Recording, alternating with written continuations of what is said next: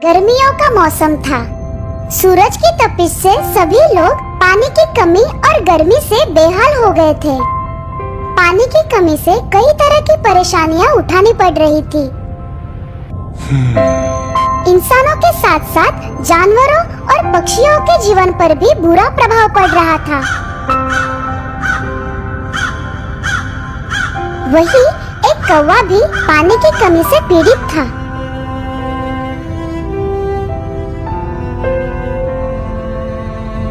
कौवा काफी समय से प्यासा था। पानी की तलाश में कौवा जंगल से निकला और गांव की तरफ आ गया।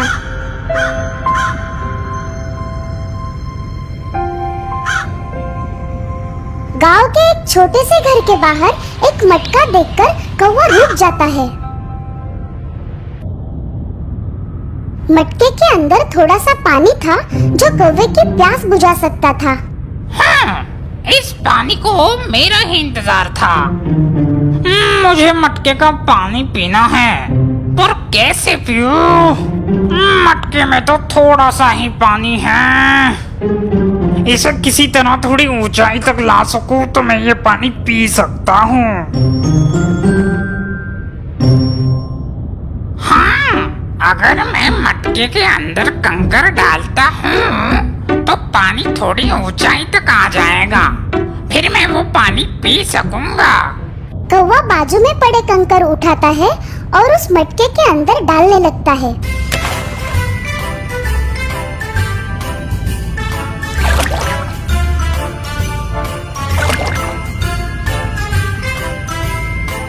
धीरे धीरे मटका कंकरों से भर जाता है। पानी इतनी ऊंचाई तक आ जाता है कि कौवा वो पानी पी सके। अरे वाह, मजा आ गया। मेरी मेहनत रंग लाई। पानी के बिना है जीवन अधूरा, पानी करे सबके जीवन को पूरा। पानी का पहचानो मोल, बूंद बूंद है इसकी अनमोल।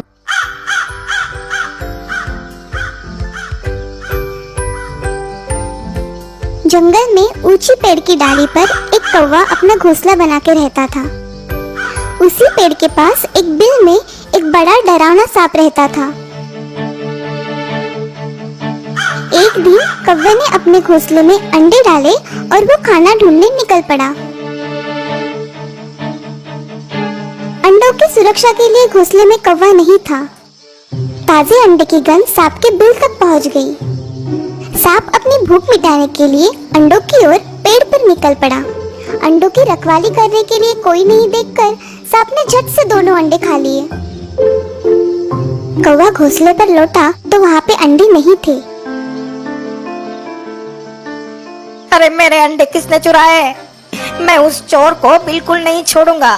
कौवे ने दोबारा अंडे डाले और अंडे चोरी करने वाले को पकड़ने के लिए पेड़ की डाली पे छिप गया। थोड़ी ही देर में अंडों की गंध से सांप फिर से घोंसले की ओर आया और अंडे खाने लगा। कौवा गुस्से में आकर बाहर निकला। तुम्हारी हिम्मत कैसे हुई मेरे अंडे खाने की? मैं तुम्हें नहीं छोड़ूंगा। तुम मेरा कुछ नहीं बिगाड़ सकते, समझे?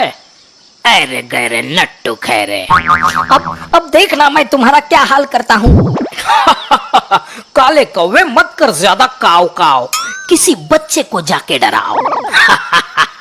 सांप हंसते हंसते वहाँ से निकल जाता है। कौवे को ये समझ नहीं आता कि वो सांप को कैसे सबक सिखाए। तभी उसे अपनी दोस्त लोमड़ी की याद आती है। अरे क्या हुआ? तुम इतने उदास क्यों हो भाई? दोस्त, एक बड़ा सांप मेरे सारे अंडे खा जाता है।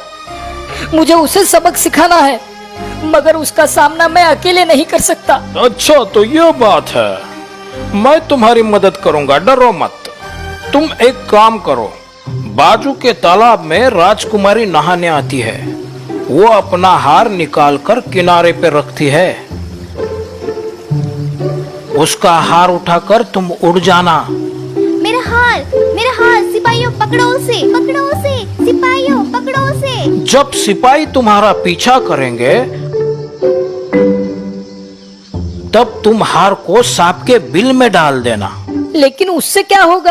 अरे तुम भी एकदम खाओ खुजाओ बत्ती बुझाओ वाली बात करते हो यार। पहले जो बोला वो करो, फिर देखो मजा। लोमड़ी ने जैसे कहा बिल्कुल वैसा ही कौवे ने किया। राजकुमारी का हार सांप के बिल में डाल दिया। अनजान सांप बिल से बाहर निकला और सिपाहियों ने उसे मारना शुरू कर दिया। आखिर सांप बिल छोड़कर भाग गया। सिपाहियों ने सांप का बिल तोड़ दिया। कव्वे का बदला पूरा हुआ। कव्वे ने अपने दोस्त लोमड़ी का शुक्रिया अदा किया और निश्चिंत होकर अपने घोंसले में रहने लगा।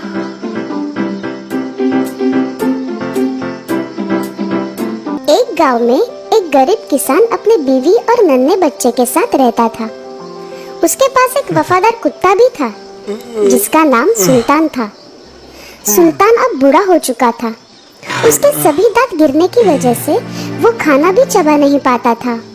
सुल्तान अपनी जवानी में सभी चोरों के छक्के छुड़ा देता था, पर अब बुढ़ापे की वजह से कोई चोर उसे डरता नहीं था। इसीलिए किसान थोड़ा नाराज था। अब इस बूढ़े सुल्तान की देखभाल मैं नहीं कर सकता। मैं इसे जंगल में छोड़ देता हूँ। पर हम इस हालात में उसे अकेला नहीं छोड़ सकते। सुल्तान उसके दोस्त भेड़िए की मदद लेने की सोचता है। वो तुरंत जंगल में भेड़िए के पास जाता है। भेड़िया उसकी बातें सुनकर दुखी हो जाता है। वो सुल्तान को एक तरकीब बताता है। अगले दिन किसान हमेशा की तरह अपने बीवी के साथ खेती का काम करने के लिए जाता है और अपने बच्चे को एक पेड़ के पास रखता है। सुल्तान उस बच्चे की रखवाली के लिए वहाँ बैठता है। अचानक उसका दोस्त भेड़िया वहाँ पर आता है। अब तुम भौंको और मेरे पीछे दौड़ो।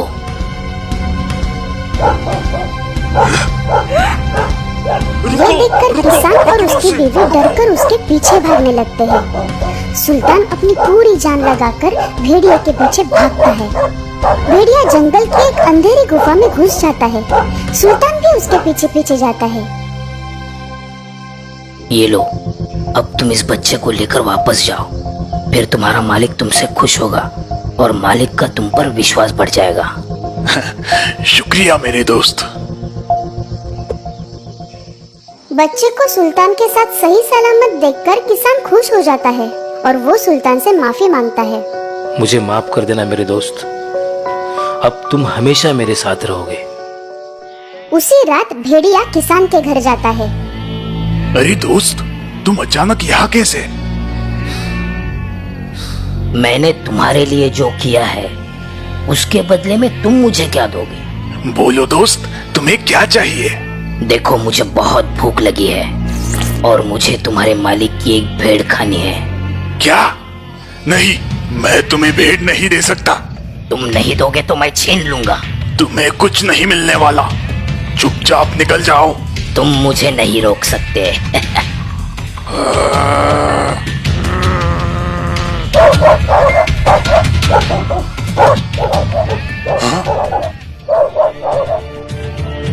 मैं आज तुम्हें नहीं छोड़ूंगा। मेरी भेड़ खाएगा तू। रुको, रुको भेड़िया, रुको, रुक। मैं तुम्हें नहीं छोड़ूंगा सुल्तान। कई दिन गुजरने के बाद भेड़िया अपने दोस्त जंगली सुअर को बुलाता है। मुझे सुल्तान से बात करनी है। जाओ, उसे बुला के लाओ। तुम्हें भेड़िया ने बुलाया है।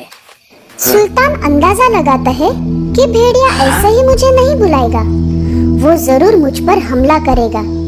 इसलिए सुल्तान उसकी दोस्त बिल्ली को साथ लेके जाता है, जिसकी पूंछ दूर से तलवार जैसे दिखती थी।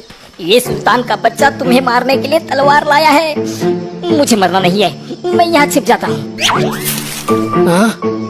मैं भी छुप जाता हूँ। सुअर पास की झाड़ी में छुप जाता है और भेड़िया पास ही के पेड़ पर चढ़ जाता है।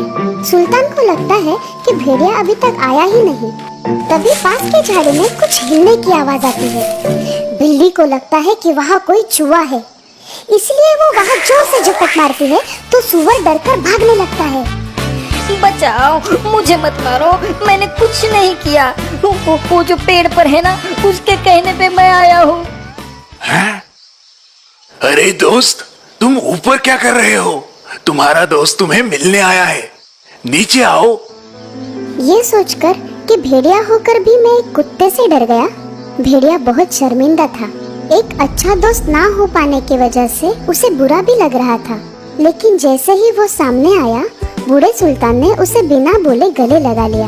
भेड़िए ने सुल्तान से माफी मांगी और अपनी दोस्ती कायम रखने का वचन दिया।